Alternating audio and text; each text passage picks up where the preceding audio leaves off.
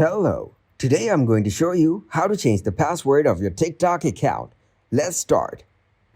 First, you need to open the TikTok application on your mobile device. Here, tap on Login from the bottom of your page.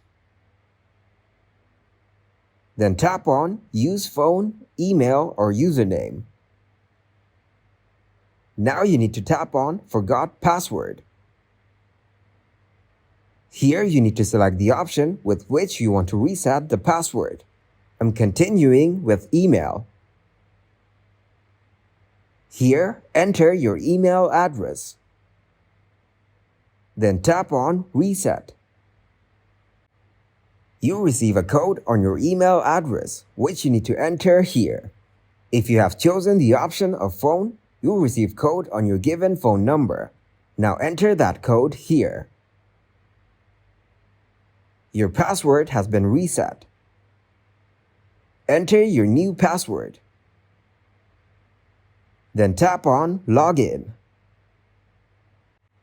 So this is how you can change the password of your TikTok account.